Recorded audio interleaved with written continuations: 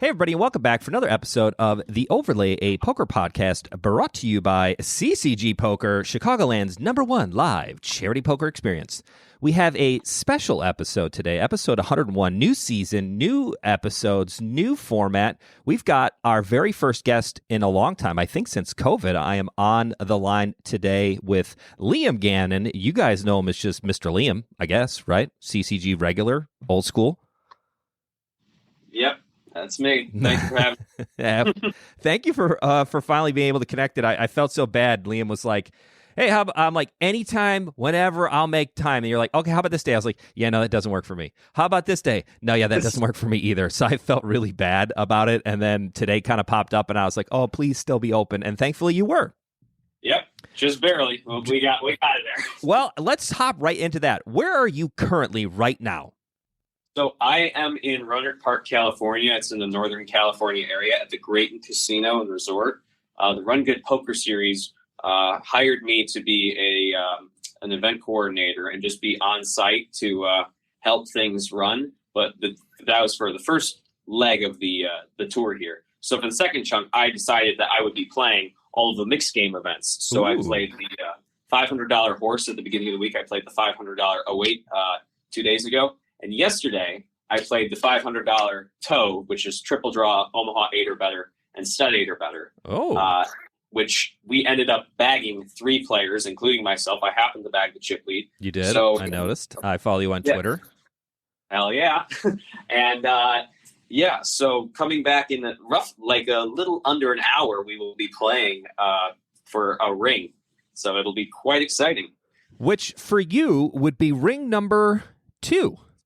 Yep. Yeah. Number 2 so congratulations on that.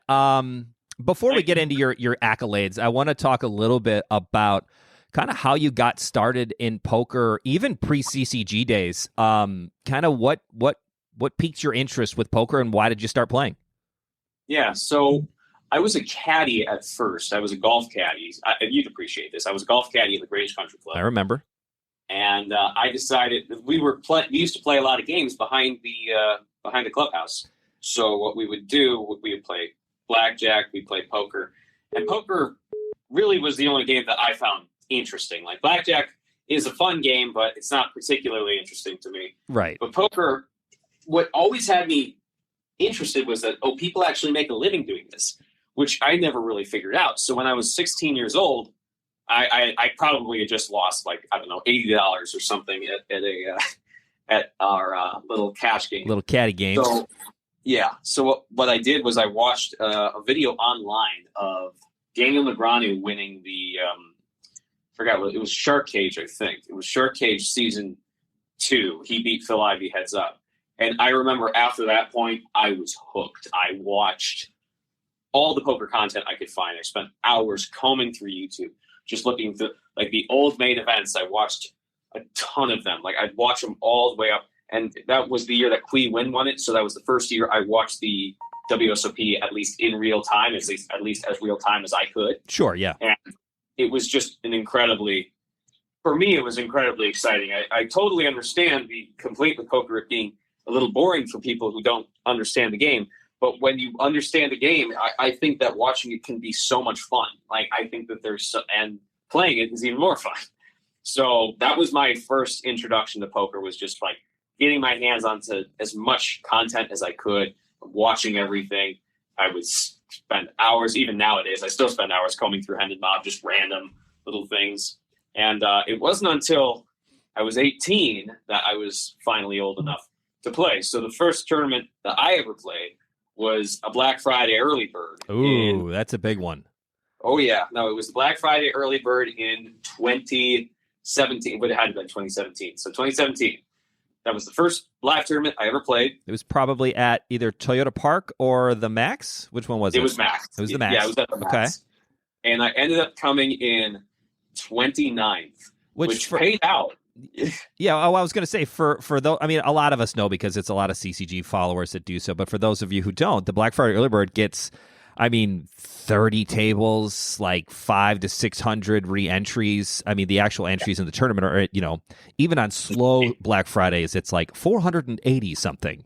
Yeah. So I mean, it's a massive field of just landmines, and it's a $20 tournament. So it's exactly for what you wanted it to be, right? It's like it's supposed to be a gateway into people playing a live tournament, and it's not a ton of money, but yet you still get the feeling of playing in a big tournament, especially the Black Friday early bird. I mean, that's a massive one, and to play in your first one and get into the money and into the top 29, which had to been like top 8% or something. Brandon's much better at the math than I am, but on the fly at least. And I'm not going to bust out my calculator for that one. Right. Yeah. It was a big field, and I was super excited to. So after, even though I 2 bullets, so I only broke even. But yeah, yeah, that we talked about that on a previous episode about kind of how payouts are, and like if you just get into the money, it's like you feel it's kind of soul crushing to like do all of that work. You're like, okay, great, I broke even. It's like this is such a wonderful job to have, but it's really more of a hobby at that point, and kind of going from there. So once you kind of got fully hooked on playing in poker, now do you predominantly play? I know you predominantly play tournaments, but do you play cash games as well? Do you kind of mix it up? Do you prefer one over the other? I do. I greatly prefer tournaments over cash. I'm not really sure what it is, but I mean, I've played a few cash games, not many. I don't find it as much fun. Yeah. I think the only times, the most memorable cash game experiences were either the live stream that I did with you guys with Pat's game a little while ago. That was awesome. That one was You fun. did quite well in that one, as I remember. Oh, yes, I did. Yep. Yes, I did very well. Renato was very happy. And then another one I did, actually, funny story. The other probably most memorable cash game session was in Riverside, Iowa. It was actually the first tournament in a casino I ever played was the MSPT 1100. Okay. But I remember Renato bagged on day one, and I didn't. So after I busted, I just went to the cash game. I was like, okay, I'll just play some cash, and then I'll just Uber home. Well, it turns out there were no Ubers out there. So I was playing cash for like 4 hours. and then I was like, oh my God, it's midnight and I can't get an Uber back. And Renato's nowhere to be found. And I was just like, oh God, what am I doing? And so I played until Renato got there in the morning. So it was 7 a.m. and I was just, I had no sleep. I was just like, oh my God, I looked like death. And I had whatever wins I had during the night. I probably was up 1,000 at one point. I ended up the night up like $70. Right. So because like the path of diminishing returns there. Yeah. Yeah. But I don't know if it's a combination of maybe that experience soured cash games for me, even though that was more just necessity. I just prefer tournaments. Like I am always a sucker chasing first place. Like I always love the fight. I love the differing dynamics of tournaments. That's not to say that cash games don't have different dynamics. But but they're different, right? I mean, there's different stages. There's like the early stages of a tournament, the middle stages of a tournament, and then the late stages of a tournament. You don't get that feeling with cash games. It's just kind of all one big giant session, and you never really know where you're catching people. And some people like you had been playing all night, and then one of the the older veterans comes in the morning to play, and it's like they're fresh as a daisy, ready to go, and they're looking for the guys that have been playing all night, trying to give it back. So it's a different feeling. I definitely like the idea with tournaments that it's kind of a very set. I mean, there's a structure, right? You start at one point, and the finish line's over here, and you know exactly where you start and where you end, and you can play accordingly. Whereas with cash game, it's a much different beast. Plus, I think like the money factor comes in, where if you're playing against people that are just ready to burn money or have a bigger pocketbook that want to do that, they can, and then the game completely changes to just debauchery and wild cards being played left and right. Yeah, no, there's that. There's a lot of different. Also, for my own little selfish purposes, it's way easier to say I won a tournament versus I had a winning cash game session to the people outside of poker. Because I have to explain a lot more if I said I had a winning cash game session. They're like, what the hell does that mean? Right, yeah. How much was it? How long did you play for? Where were you? It's a little bit different.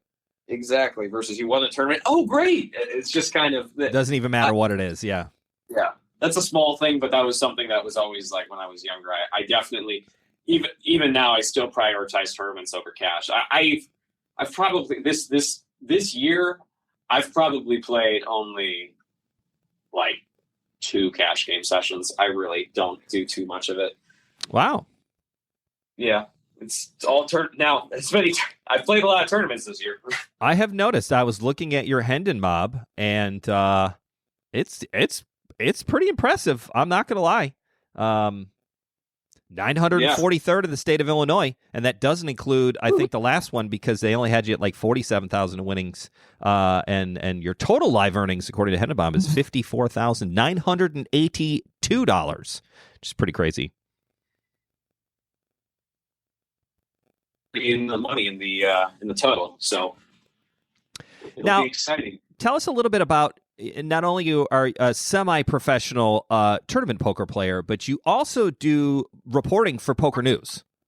Yes, I do reporting for Poker News, for WPT, for Poker.org. I do a lot of reporting and MSPT too. I've done reporting for all of these different companies, tours, and whatnot.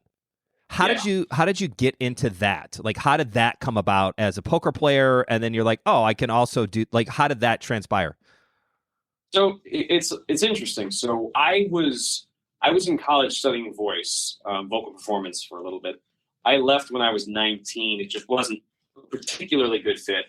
But I remember even before I was in college, I would always read Poker News updates. Like, I was an absolute freak during the summer, just like, we'd be rehearsing for a show, and I was just hitting refresh on whatever event was going on at the time. So I consumed a lot of live reporting media.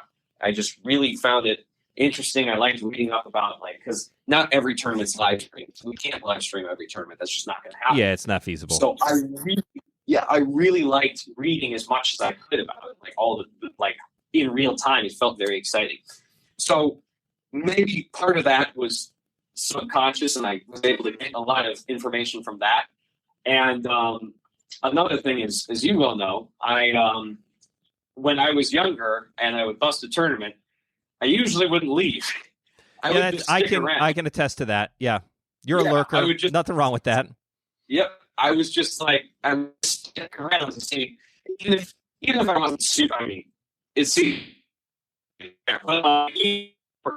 people left. I was just curious to see what would happen, but I stick around. So I would and I would even update. I remember I used to give Ryan some Aboda updates on breaks. Like, I'd be like, Ryan, so this is what, because Ryan was doing your own live reporting with just on your own with just a few people like Ryan and Renato and a couple of others that I would give the information to.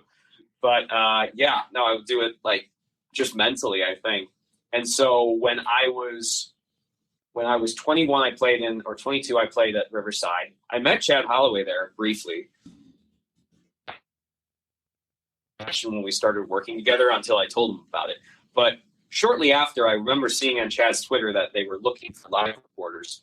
And I was 22 at the time. I was loading trucks at UPS. I didn't really think I had much of a chance as far as getting into this industry, because there are a lot of people that are probably better. Even now, there are people that are better writers than me. But I was just lucky enough that I happened to be what they were looking for. Because during that time, it was the COVID year, so a lot of the European reporters couldn't come to work. Right. So they took a chance on me, and Poker News did, and Shirley. They took a chance hiring me, even though I had no journalism experience. I just had poker experience. And I had a blast. I mean, the first week I was down there at the World Series, I was like a kid in a candy store. I remember just being so enamored with everything. I went completely red when pros I used to watch would talk to me. Like, I was just so kind of, oh my God, this is so cool. A little starstruck. Starstruck, especially with Daniel in particular. Like, I remember being I was just like, oh my God, it's Daniel. Like, there was just kind of, he was always the pinnacle when I was younger, as far as when I watched poker, that was the one who was always the one the most interesting. And all of them were pretty interesting, but with Daniel, I remember particularly kind of having a little fanboy moment. But it was a lot of fun. I had a blast doing it, and they've called me back every year since, so that's good. Yeah, and I was mildly flattered because when I played on the WSOP, like you were there reporting, and I think I was playing in the Mystery Bounty the first year they did it, which was probably 21, maybe 22. I think it was 22, yeah. Yeah, 22, and you were there, and I was like, oh, this is great. And then I was like, this is awesome. I'm like, I know somebody from home, and like you're with Poker News, and you like were trying. I was really short stacked, and you were trying to get me into the live update, and I was super excited about that. As it turned out, I busted before you could get over it and see it, which was perfectly fine. But then I think earlier in the tournament when I had first saw you, I was kind of dominating my table. I felt like the table captain. I had a pretty good sizable chip stack at that time. I don't remember the number, but I mean, it was a healthy, I had like one of the larger chip stacks at my table, and I felt really good, and I was playing really well, and I was super excited about playing, and I felt confident in my game. And then I went to another table, and it's always something I talked to Brandon about. When you go to a new table, it's like you kind of have to reset, and it's part of tournament poker, right? Like now nobody knows that I've been showing these really good cards and playing really well and respecting my raises and things of that nature. You kind of have to redo your whole image. Sometimes that's a good thing, because if you had a shitty image, now you can change it. But I had a really good image. I was very happy with where I was at the table. And I remember sitting down, and I'm just trying to get the feel of things. And there's much bigger stacks at this table now. And I'm no longer one of the bigger stacks. I'm kind of like in the bottom third, or, maybe in the middle, but really kind of slightly below middle. I guess bottom third is kind of the best way to describe that. And I remember you coming over at that point. You're like, oh, so-and-so's at your table, and so-and-so, and this guy, and he's got 2 bracelets, and over here's, and he's a huge, and I was like, well, what the shit, Liam? I'm like, I don't know. And I was so nervous about it at that point. Like and I'm not blaming anything by all means, but it took me like a solid half hour. And then I massively overplayed my aces against queens, and I feeling he flopped queens, and I was just too dumb to get rid of them, and I rode that ship all the way down to the basement and lost a big chunk. And then I think I got ace king a little bit later, and then busted in the tournament. So I was very happy with my play. But that was very cool to see you in your element of doing the Poker News kind of reporting, and you're kind of a known face now. Now people know who you are at these tournaments, and it's exciting. I think it's really cool, and now you've done it for so many other tours and other poker tournaments, and you're still doing it, yeah? Yeah, I'm still doing it. I'm not taking a break anytime soon. I took a little break at the beginning of the year for my show, but beyond that, we're still. I love the poker world. I really do. I love a lot of people in it. Obviously I love the game too. And really any game, any poker game in front of me, I will play to the best of my ability. And I'll be reporting for a bit. That's awesome. Sure. And I love that you love mixed games. We do share that love of the non-2-card Hold'em game that everybody loves so much. I mean, they don't call it the Cadillac of poker for nothing, but I personally, I despise playing Texas Hold'em. I don't enjoy it as much. It's not what I grew up playing, but like that's what really got me into the game was No Limit. And now it's like I'm so... I don't want to say unimpressed, but I'm so much more excited by playing the mixed games, right? Omaha's a really good breach into that, and it's a much more popular game now than it's ever been, I believe. You see it so much more, and like even this year at the World Series, there's so many more PLO tournaments that I'm wildly excited about. But even going further into that, playing Horse and Stud and Raz and all these other games, like I didn't even know Toe was a thing until you mentioned it beforehand, and I figured the acronym would come out easily. But I love the fact that you like different games as well, which I think is if you're a student of poker and you really love the game of poker as a whole, I don't think you can say that if you don't play some mixed games, even not well, just to play them, get out there and try them. Yeah, no, I think that I think it's I know a lot of people are No Limit Hold'em experts. I know that's what like a lot of people like really, but like, and actually a great example of this is Karai Olimir. Karai is a excellent top tier No Limit Hold'em player, and he branched after. I mean, he was doing it before he won the main, but he plays all the mix now. Like he's branched out to play all the mixed game. He final tabled the 50K PPC 1 or 2 years ago. It was 2 years ago, yeah. and he final tabled the 10K Raz I covered a little while ago. Like, I really think that a lot of people can like really get a lot from playing more games. Like, it's not solved. Like, mixed games aren't solved. Like, Correct. Except for limit hold'em, but like a lot of the tricks that you use to get better at hold'em, like whatever your opening ranges are, your 3-betting ranges and things like that. It's a lot different in mixed. There are ranges, but it's different when it's limit betting and things like, or even pot limit betting. There's a lot of different things that I think I adapt better to just learning on my feet than anything else. I'm not as studied. I'm definitely not as studied of a player as a lot of my friends are, but I can adapt quickly. So that's something I am good at. No, that's awesome. And I think a lot of people are afraid to try new games and mixed games, and because they don't know exactly how to play and the different rules and things of that nature. But I think, like you were saying, you can use those things. It ultimately, not only we have fun playing a different aspect of poker, but it does improve your no-limit game. So if you're truly just a no-limit hold'em player, like, you can use mixed games to kind of, have some different avenues and do some different things and have some different experiences, which I think are, extremely important, and it really helps players, especially if you get kind of stuck in a rut playing the same kind of game and the same thing all the time. Like, it's just nice to get away and do something a little bit different, use your poker muscles, in a different way, which I've always enjoyed. And I'm like you, I like learning on the fly, and I've always been one of those people where they're like, oh, yeah, do you want to try this? Do you know how to play? Not really, but I'll figure it out. Let's try it. And like, the best way to learn how to do something is just to jump in and do it. I'm a big believer in, you want to learn how to swim, jump in the deep end and sink or swim. Like, those are your options. Right. Like, last summer, I could only play 2 events. I couldn't play the casino employees because I was doing MSPT at the beginning of the summer, so I wasn't going to be able to play the casino employees. I could only play the 1500 single draw deuce to 7, and the 777 whatever the hell that term is called, crazy sevens. Yeah. Now, I didn't end up playing the second one. It was a no limit. It's a massive no limit hold'em field. I didn't end up playing the second one because I had surgery at the end of the summer. But the first one, the no limit single draw deuce, I have played. Maybe I think I actually played 0 hands of that game. I played triple draw. I had never played that game before. I knew how it was played, sure, and I'd watched TV. But I was like, "We're gonna fire this because otherwise I'm not gonna be able to play any WSOP events, right, bracelet events." So I was like, "We're gonna try this and see what happens." And I had a blast doing it. Now, did I make some mistakes?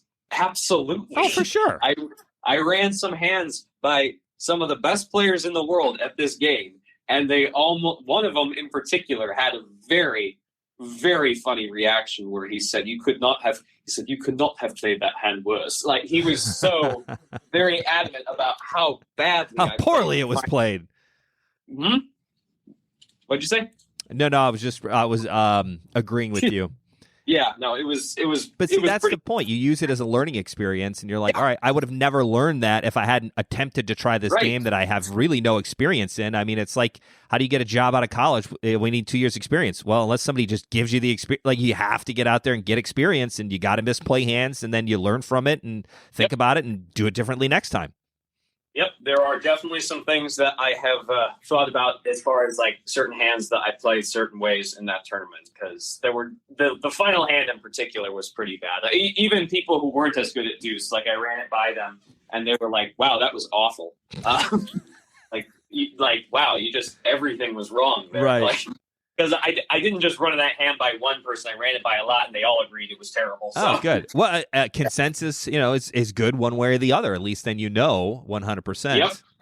All right. I'll be better at single draw. Should have done that differently. Yeah. Yep. Single draw is fun. And obviously I play mostly no limit hold'em. Sure. Because that's it's the most popular. Most tournaments are no limit. You don't have the options in mixed as you do with no limit. So that's always there. Right. And throughout the summer, what I would do was I would just play nightlies at Caesars that started at midnight, because I would get off of work. I'd go over late reg and then play, because I didn't have any other time to play. You had to get your fix in. Yeah, exactly. So, Yep, it has been. It was a fun time last summer, and hopefully this summer will be good too. I think that with those nightlies, I really do think early birds help that out a lot, because I had a lot of success in those Caesars nightlies last year. Nice. And I do think that all those years of grinding the early birds paid off, because in my honest opinion, the players in the early birds are tougher than the ones in the Caesar nightlies. Wow. Yeah, I would certainly go as far to say that. Yeah. Well, kudos to our early bird players listening out there right now. That's pretty awesome. I always feel like the early bird is one of the most underrated tournaments that is offered in charity poker all over. I mean, some people are like, man, it's $20. I don't want to play that. But I'm like, no, don't think of it that way. Think of it as you couldn't buy a $20 scratch-off ticket and have better odds of actually, return on your investment than you can with the early bird. You can learn so many different things. You get to play against so many different players. Yes, there are landmines out there, and yes, you're going to get players that are going to do stupid things. So you're going, why? How could you? What are you doing? Yeah. And it's awful, but you have to take that with it, because you want those players to play those hands. I always tell people when they tell me a bad beat story, I'm like, would you have rather they had a better hand? Like. I get it. Would you rather they played it correctly? Right. Bad beats are just part of the game. If you're an 80-20, you still lose 1 out of 5 times. That's kind of a lot. And an 80-20 all in, you're thinking, oh, man, I'm golden here. Like, that's what finally going to lose 1 out of 5 times. Brandon told it to me once at the PLO tournament, and Alan Kessler's like, oh, this is what PLO players dream about. I had aces double suited against 2 other players. I had him just absolutely crushed. The guy who called in the middle. And then I'm also very bad at telling stories. I could never be a reporter like you, because my telling of stories is never very good. But after the cards all get flipped over, I'm in for the main. There's a side pot with the other 2, and Alan Kessler was like, he's sitting right across from me at the table. He's like, man, that's what PLO players dream of this hand. Like, you're golden. And the flop comes out, 6, 7, 8, and the guy's got 9, 10. I'm like, well, fuck. And I had diamonds and hearts, and it was all black. It was an all black flop with, I think, 1 heart. And I did turn a heart to have some outs, but and I was so mortified and so upset. And I was like, man, I'm like a 50% favorite there to like triple up. Like, it's way late in the game. There's like, I mean, maybe we're like 10 or 12 from the money. I'm like, this is the hand that's going to make the rest of the tournament, or bust, which I went on the bust side of things. And Brand's like, hey, would you take a 50-50 coin flip where you only lose, you're going to win 51 or 52% of the time, and when you do win, you're going to triple your money, and when you lose, you only lose a third? And I was like, oh yeah, when you explain it like that, I guess it's pretty good. I mean, that guy had no business being in the hand, and I was so pissed in the original. I was like, why are you even in the hand? But because he ended up getting it all in, and it wasn't like he had this massive chip lead. I was like, this is terrible. But bringing it back to the early bird, that's the whole point. Like, you get to experience different things in the early bird, and you can try different stuff that you can't do in an $1,100 tournament or a $500 tournament. You can play different ways. You can just decide, okay, today I'm going to do this, and I'm only going to and see how it goes. And it's such an easy way to do it and learn and play. And I wish more people would think of it that way than, I ain't paid a $20 tournament. That's too cheap. I think it's fun. Rest assured, it's never been too cheap for me, Ken. You've seen me fight a lot into those birds. There's nothing wrong with that. Let's see. Let's give you a couple more questions here just for funsies. Let's see. I like that. ChatGPT gave me some good questions to ask you. This episode is sponsored by ChatGPT. Let's see. All right. What's your favorite poker hand, and obviously why? My favorite poker hand is probably 5-3 of diamonds, and the reason, because that was the first straight flush I ever made. And it was actually really funny as how it was in my caddy check cash game. Nice. It was the first straight flush I ever made. I remember it was the board came out 6-6-6. Not great. Not a great start, but yeah. 2 of diamonds, 4 of diamonds. So I still got paid by a boat. So it was, somebody had like 6s full of 7s or something. Sure. Like that. But I remember that was like I remember that being my very, like, I was super excited about it. As far as like, obviously I don't play that hand as much. As far as like, what's my favorite hand that I play at a reasonable frequency, it's probably Jack 10 suited, which is like, everybody's favorite. That's fair. Yeah. It's a pretty hand. It's a blackjack hand.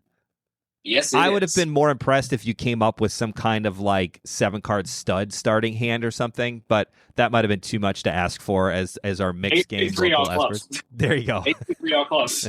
7 stud 8. That's what I want. All right, last thing I want to do before you go, and good luck today in the tournament. I hope you get ring number 2. That would be amazing. I want to hear a little bit about winning that first big kind of tournament, getting a ring and the accolades and all the cool stuff that comes with it. And, other reporters asking you for, as a player wise, that had to have been kind of a surreal experience for you. Yeah. So I've had a lot of tournament success I haven't won like a huge tournament as far as like, we're not talking about 6 figures here. Like sure. The tournament I win are smaller kinds of fields, and we actually have a running joke that like if the field's under 40 people, then I'm just a lie because I have run so well in fields that are under 40. I mean I won the Sunday special last time I was at I know at CCG. No, it wasn't. It was it was the late night one. A night owl or something, right? Like a $50 night owl. Yeah. Like there was one table. I was like, oh, I'm a lock. Yeah. There's no way I can lose. But like winning that first ring felt really good, and I ran incredibly well at that final table. I started the final table with 3 big blinds, and it was certainly a bit of like they only paid out 4 spots, so I was already they paid out 6 spots. I was already content on bubbling. I actually did get 8s in against ace king, king high flop. I was like, all right, looks like it's over. And then the 8 on the turn, no waiting. I was like, oh, never mind. I guess not. But yeah, it was a lot of fun. I did get in quite a lot behind, and it was fun having Tina and Tyler on the rail. They showed up at the end when I got heads up, and it was, obviously, Kina and I go way back. Oh yeah. We used to play at CCG all the time. And it was fun that she was there. I had gotten heads up at a ring event before against my good friend Brian Winter. I remember that. He's a better player than me, so he did win. He won. He won. I mean, I made a stupid mistake that in our 3-handed, but I really like. It feels very nice to get a ring. Obviously, I like winning tournaments. I always want to win a tournament. It doesn't really matter what the buy. If it's live, like it's not going to matter to me what the buy-in is. I will just play it. I will just like do the best that I can and try to win it. I usually don't. I'm turning into a don't chop kind of guy. I'm a big don't chop guy, and I shouldn't say that in general as an event coordinator, but I also believe that so many players get nervous when they play heads up, and I'm like, if you do it more often, like I think it's great. Like I think it's part of the game, and you can't get better. It's always funny when people are like, oh, we're 5-handed, we're 6-handed, we want to combine. And I'm just like, you do realize you can't win a tournament unless you play 5-handed poker and then 4-handed poker and then 3-handed poker. I mean, it's just, you can't do it. Yeah. And I shouldn't say I'm a never chop because a few days ago I did chop, but there was a reason behind it. Is because we got heads up in a nightly, and I realized that I couldn't actually there's a free roll seat on top of first place to a free roll that I can't play. So I was like, okay, so the problem is if I win the tournament, I actually just kill $200 of equity. And the other guy can't play, which he probably was part of the reason why he wanted to win, right? I mean, well, yeah, he can play. Yeah. So I was like, okay, so this is what we can do. Like, we're just going to get the prices closer. Like he had more chips. But I was like, okay, look, the problem is if I win this tournament is that equity's dead. So nobody wins. Right. I win more money. Yes. But I was like, I don't really think it's fair to kill that. So I was like, let's chop it here. But most of the time I like to play it out because I think there is, and again, I can never say never because I haven't been in those spots with the six figures up top. So I don't know what I would do in those situations. I can't guarantee one way or the other. But as far as like the tournaments that I play, I am always just going to I just want to see the last card. We're just going to keep going. We're just going to keep going. I love that. I think that's important. I don't care how many blinds are on the table. We're just going to keep playing.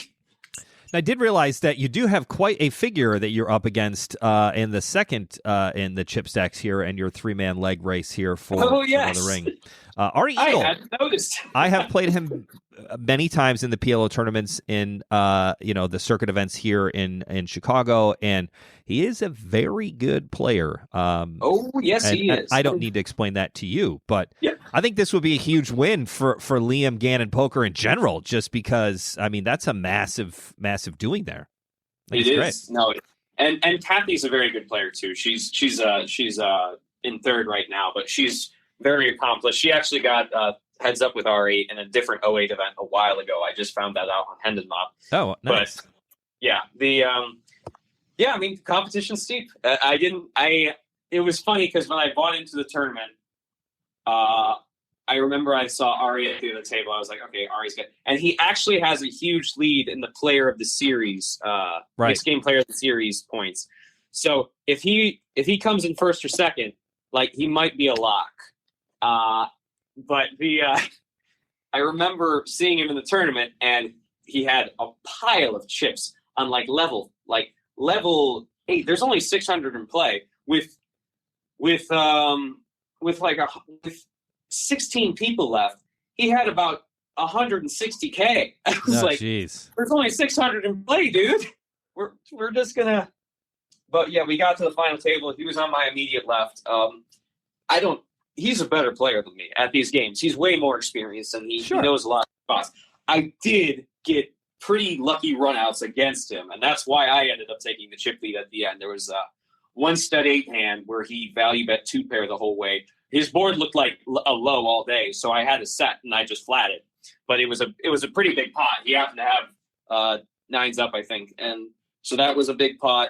I made an 8 against his probably worst 8 in a deuce to 7 hand, and there was another big hand where I did bluff him off of half the pot in stud 8, where my board was paired. My board read 2 4 6 4, and I was betting every single. I had a made 6, and his board was 5 9 jack 6. I already made my 6. I didn't think he had a better 6, so I was just betting. And even if he did have a better 6, then I'm getting half the pot because I have the high. Sure. But I was betting the whole way. He ended up folding aces, so he folded half the pot. So there were a few spots, and it'll be interesting. Like 3-handed with him and Kathy, it's going to be an interesting. And I also got lucky against Kathy too, but yeah, it's going to be. You kind of have to get lucky in tournaments in general. Yeah. Like it's part of the game, right? Like it is what it is. Yeah. Sometimes you run good and you win. And sometimes you run bad and you don't. I am currently in a run bad that I haven't been in a long time. I can't catch a winner to save my life, but it's all right. I run good in other things. I feel like everything is kind of cyclical in that poker karma in general. So it is what it is. You got to run good after run good, I mean, I do enjoy. I think they have the best name in poker tournaments in general. I find their stuff to be really good, and I like what they do in general. So I think that's awesome. Well, I know you've got to get to that final table, so I don't want to take up too much of your time. I will say that you are still voted the #1 best dressed poker player on the planet. I don't care what anybody says. Thank you, Ken. I appreciate it. I do notice that you were wearing the suit and tie last night in your with your tweet with the bagging up of chips last night. I was, yeah. And today, what's on the docket for the outfit? I've got a blue blaze. I took a tie off because I looked at my neck last night and it was so red. I was like, oh my God, that was way too tight. So I've got khakis, the same brown shoes I was wearing earlier. I've got a blue blazer with a off-color blue shirt and some dots on it. So that's my that's your power outfit for the day. Yeah. I was like, because the first few days, I sometimes dress down. So the first few days I was playing, it was quarter zip and hat. And that's fine for me. Like that's that's I don't think it's not like super dressed down, but it's dressed down enough. But I was like, it wasn't working the first 2 days. So we decided to change up the mojo, change up the mental flow. So now it seems to be working in the moment, so that's great. I like it, so let's hope we can keep it working. Well, good. Thank you so much for being on the podcast with us. I greatly appreciate it. I always appreciate every time you are in town, you come by and say hello, which we always enjoy. So thank you for that. Good luck today, and we will definitely see you at the World Series this summer at some point, maybe a couple of times. Yes, if you are playing the World Series this summer, look for Liam. I'm sure he'll be there. You can find him. He's the best dressed reporter out there as well. So just look for the man out there in a suit with a scribbling notepad furiously trying to figure out, what cards you had and what was going on. So if you want to get on the Poker News feed, the live updates, Liam is your guy. I use it to my advantage all the time, which is great. I'm otherwise I would have never had a chance to be in any of those things. So I do thank you for that, and thank you for being on the show, and good luck today, and, we'll see you soon. Thanks, Ken, and give Brandon my regards. I will. Thanks, Liam, for being on the show, and we will see you next time, everybody. Bye.